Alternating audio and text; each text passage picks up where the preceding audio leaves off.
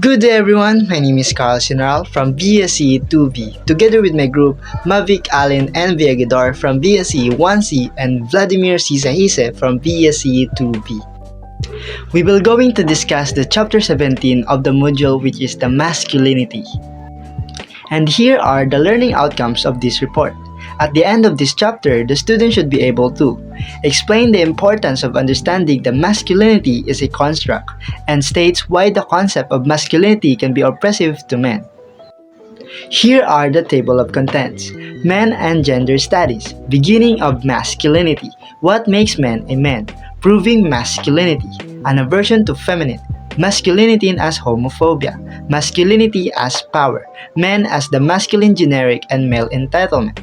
Men as fragile masculinities. The responsibility of men. Is the Philippines a masculine country?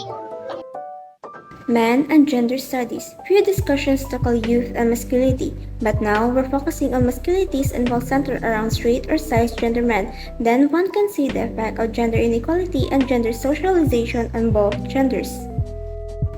An example is the traditional masculinity norm and their impacts on Filipino men's mental health, wherein it is also important to be aware that men are capable of having emotions. Beginning of masculinity. Psychologist Carl Gilligan found that girls are associated tasks with genders, learning traits like caring. Absent fathers lead boys to learn masculinity by distancing from mothers. Media and school shape their understanding, sometimes normalizing harmful behaviors. An example can be found in pre-colonial times like the indigenous Filipino tribes where masculinity is often associated with physical strength, courage, and the ability to hunt. What makes a man a man? Sociologist Michael Kimmel identifies four rules of American masculinity, while psychologist Joseph Vandello and Jennifer Bosson added that there are various forms of masculinity such as the hegemonic masculinity. An example is where men are expected to fulfill their duties as protectors and act as the head of the family. Good day everyone, I'm Carl Sinaral and I'll be discussing the summarization of the topic masculinity as power, an aversion to the feminine, masculinity as homophobia, and the proving masculinity.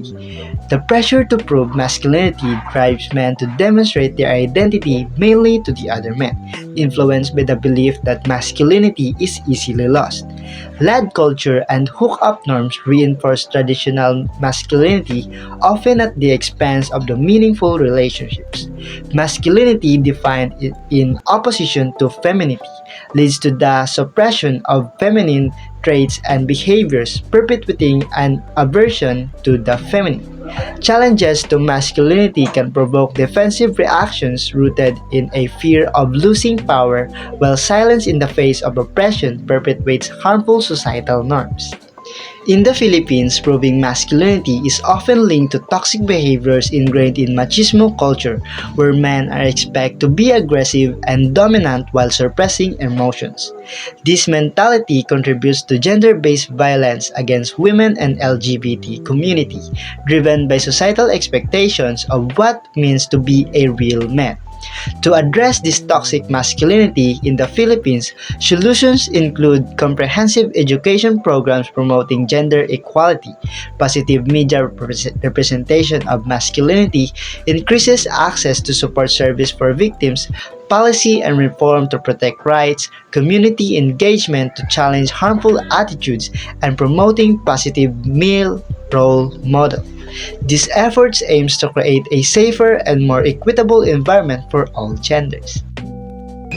Good day everyone, I'm Vladimir Sahisi. I'll be discussing the summarization about the men as masculine generic and male entitlement, men and fragile masculinity, the responsibility of a man, and is the Philippines a masculine country.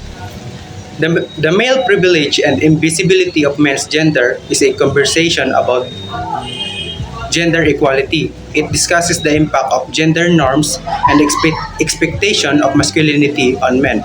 This emphasizes the need to address the harmful impact of societal expectation on men's behavior attitude. For example, about the violence against men because men are traditional viewed as the dominant gender and it is embarrassing for men to tell other people that their partner hurting them. People expect men to be strong and dominant, but men have feelings too.